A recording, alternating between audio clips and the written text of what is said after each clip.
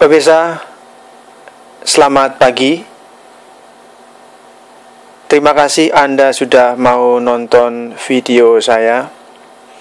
Dimanapun Anda berada, mungkin Anda sedang di kamar bersama suami atau dengan istri Anda, atau bersama dengan anak-anak, atau Anda sedang makan bersama keluarga, atau Anda mungkin sedang meluangkan waktu khusus untuk menonton video ini, atau Anda secara tidak kebetulan menonton video ini.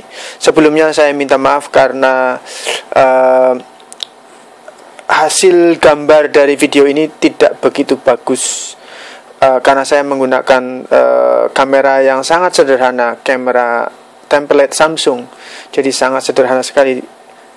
Tapi saya benar-benar berharap kepada Tuhan Yesus Kristus bahwa video ini akan memberkati Anda berlimpah-limpah.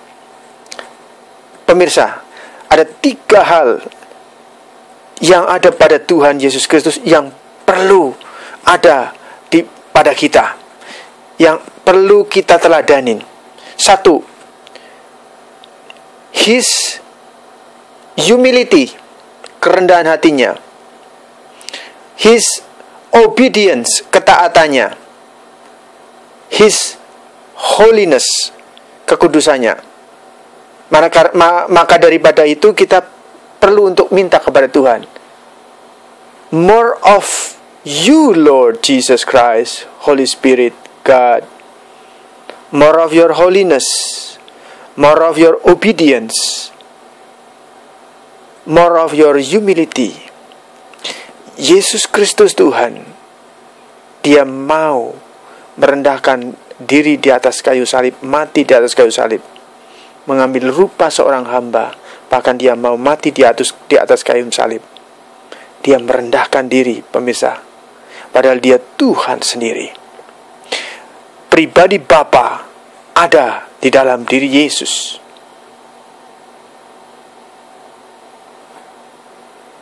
Dia mau merendahkan diri dan mau mati di atas kayu salib. Tapi karena Dia Tuhan, maka maut tidak bisa berkuasa di dalam dirinya. Pemirsa, Dia juga hidup kudus. Dia juga kudus karena Dia memang adalah Tuhan sendiri. Dia juga taat. Di dalam situasi yang sebenarnya Dia pun takut. Jikalau cawan ini berlalu, tetapi jangan kehendakku, kehendakmu saja yang terjadilah. Itu melambangkan situasi Yesus juga sebenarnya. Kalau boleh, jangan harus melalui jangan harus melalui salib, jangan harus melalui lambung ditusuk dan tercurah darah dan air, tangan terpaku, kepala bermahkotakan duri, tertusuk-tusuk duri kepalanya. Yesus merasakan betapa sakit semua itu. Dipaku, ditusuk, kaki juga dipaku, betapa sakit. Bapa, kalau boleh, biarlah cawan ini berlalu, tetapi jangan kehendakku, kehendakmu jadilah. Dia taat, pemirsa. Karena itu kita harus taat pada firman Tuhan. Kita harus taat pada kehendak Tuhan. Kalau Dia bilang kita harus hidup kudus, maka kita harus menjaga kudusan. Kita berdoa, Tuhan, berikan aku anugerah-Mu untuk pergi dan tidak berbuat dosa lagi. Saudara terus berdoa. Saudara terus meminta kepada Tuhan. Ini bukan doa bertele-tele, pemirsa. Sekali lagi, bukan doa bertele-tele. Anda meminta, Lord Jesus, take more of me and give me more of you.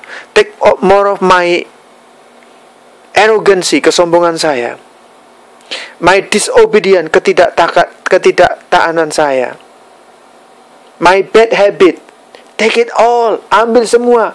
Tabiat-tabiat buruk dalam hidup saya, ambil semua Tuhan. Dan beri dirimu lebih lagi dalam diriku.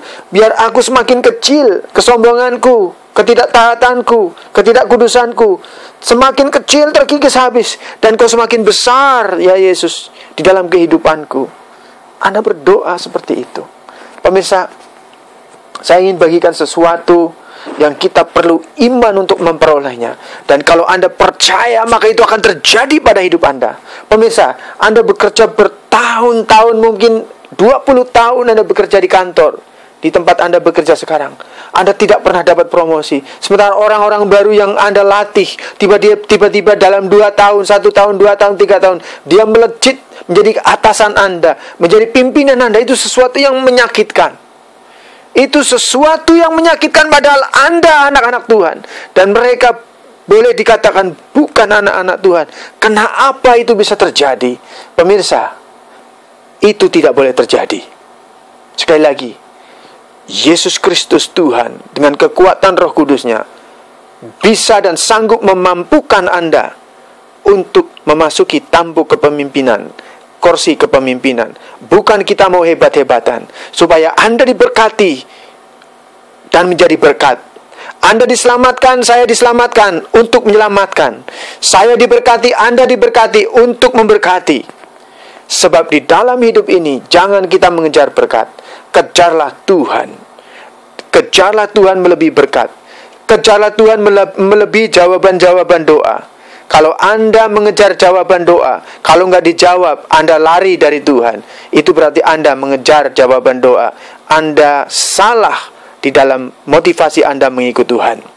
Pemirsa, sekarang saya akan bagikan sesuatu yang menerobos, yang akan memberkati Anda di dalam Yakobus. Saya diingatkan baru saja, dari tadi diingatkan, dan saya harus taat ini.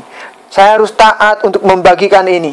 Di dalam Yakobus 1 ayat yang ke-5. Tetapi apabila di antara kamu ada yang kekurangan hikmat, hendaklah ia memintakannya kepada Allah, kepada Yesus Kristus, kepada Tuhan, yang memberikan kepada semua orang dengan murah hati dan dengan tidak membangkit-bangkit. Maka hal itu akan diberikan kepadanya, kepada saya dan kepada Anda.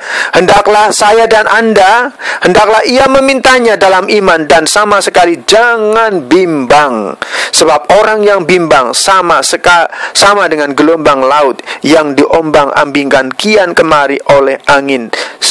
Orang yang demikian janganlah mengira bahwa ia akan menerima sesuatu dari Tuhan. Sebab orang yang mendua hati tidak akan tenang dalam hidup. Pemirsa, kalau Anda ragu-ragu, tidak percaya dengan apa yang hendak kita jalankan saat ini, yang akan kita minta, yang akan kita doakan, Anda nggak percaya, Anda ragu-ragu, Anda seperti terombang-ambing, Anda tidak akan mendapat apa-apa. Ini firman Tuhan yang berkata.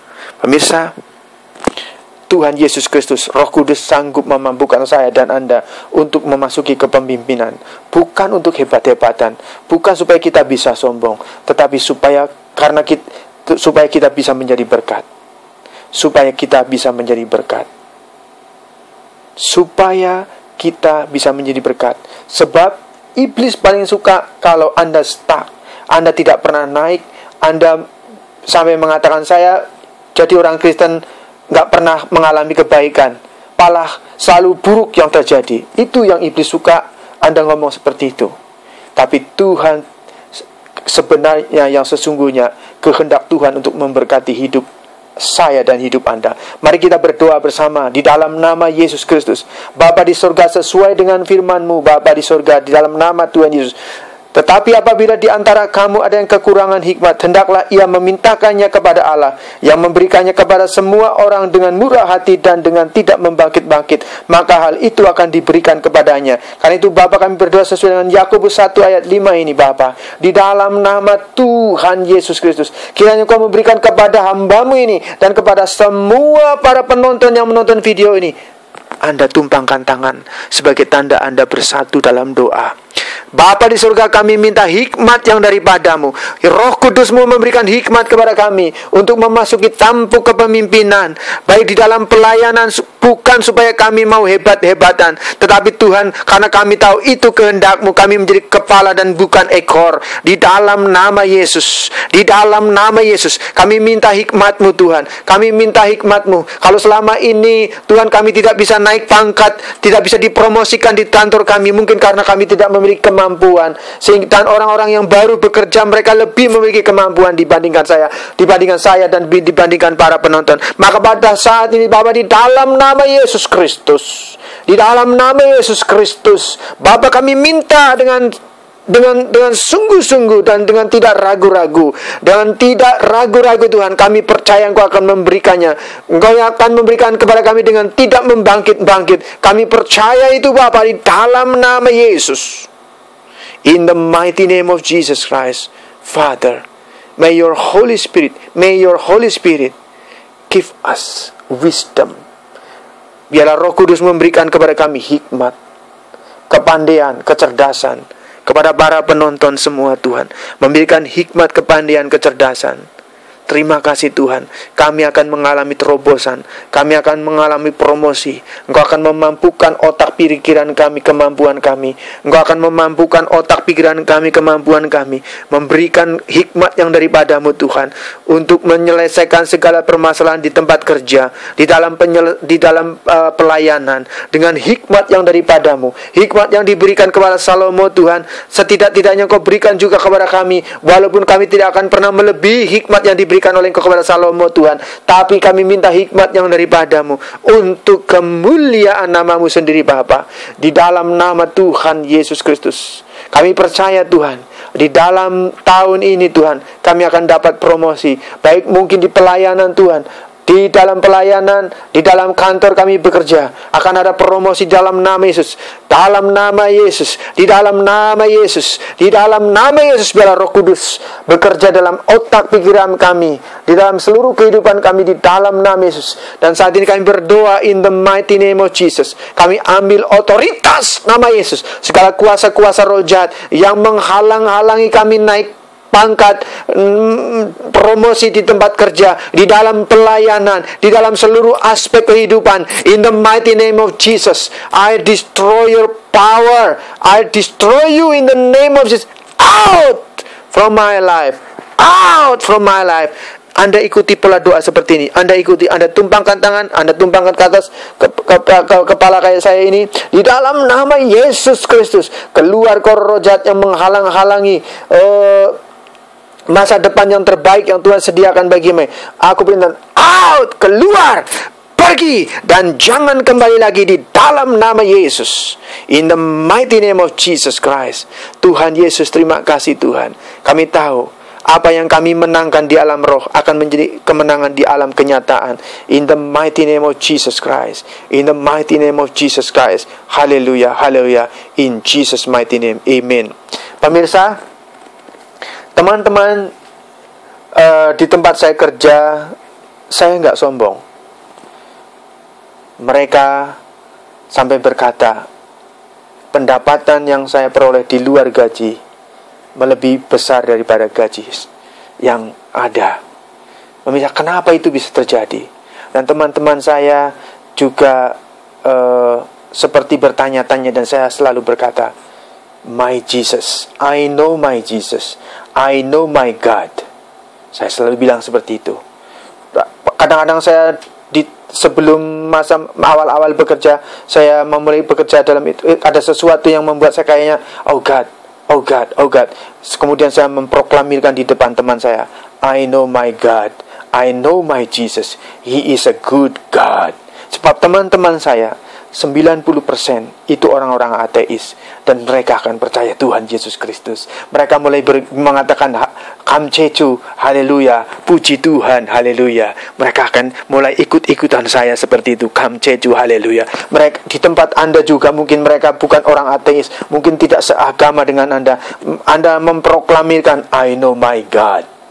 Tapi harus hati-hati kalau di Indonesia karena sangat sensitif sekali. Pemirsa, saya mendapat tanggapan baik positif feedback maupun negatif feedback, positif komen maupun negatif komen, semuanya saya serahkan kepada Tuhan. Terima kasih untuk positif komen, dan untuk negatif komen saya serahkan kepada Tuhan. Sebab saya tahu apa yang ada di dalam hati saya. Tuhan tahu apa yang ada di dalam hati saya, dan motivasi saya Tuhan tahu, tidak ada yang lain. Dan saya tahu bahwa saya hanya mau menyenangkan hati Tuhan Yesus Kristus, hanya ingin membuat Tuhan Yesus tersenyum. Sehingga semua feedback negatif, komen negatif feedback, mohon maaf yang sebesar-besarnya, akan saya ignore. Sebab saya akan terus memandang Yesus, dan akan terus mau memandang Yesus. Dan saya tahu Tuhan Yesus mau untuk apa program-program ini menjadi berkat bagi Anda. In the mighty name of Jesus. Pemirsa, saya belum tingkatan manajer, dan FO manager saya memanggil saya, Budi, wow, bonusmu bisa untuk beli rumah di Indonesia. Pemirsa, itu akan Anda alamin. Tapi kalau boleh jujur, saya tidak mengejar-ngejar uang. Sekali lagi, mari kita katakan, Anda dan saya katakan, saya tidak mau ngejar-ngejar uang. Biar uang yang ngejar-ngejar saya. Anda ikutin kata-kata saya. Saya Budi Setiawan. Nama Anda siapa? Saya Budi Setiawan. Saya tidak mau ngejar-ngejar uang. Biar uang yang ngejar-ngejar saya. Pemirsa, kejarlah Tuhan. Carilah Tuhan. Tuhan Yesus berfirman, carilah dahulu kerajaan Allah dan kebenarannya, maka semuanya itu akan ditambahkan kepadamu. Bukan dikurangkan, tapi ditambahkan. Pemirsa, masa depan Anda bukan karena hasil kerja keras Anda yang terbaik yang ada pada Anda yang akan Anda peroleh. Masa depan yang terbaik yang akan Anda peroleh karena di tangan Tuhan Yesus Kristus. Karena God's favor, kemurahan Tuhan. Dan biarlah kemurahan Tuhan turun atas hidup saya dan di hidup Anda. In Jesus mighty name, amen. Pemirsa, jangan ragu-ragu. Tonton terus acara dari Gereja International Intercessor Church Hong Kong. Anda akan diberkati untuk menjadi berkat. Anda diselamatkan untuk menyelamatkan. In the mighty name of Jesus Christ. Hubungin saya di +852 65750497. Bisa WhatsApp, bisa SMS, atau inbox di IIC Spasi Hong Kong, Facebooknya. Jika Anda dari Indonesia atau dari luar negeri, dari mana saja Anda berkunjung ke Hong Kong dan ingin bertemu dengan saya, telepon saja kepada saya.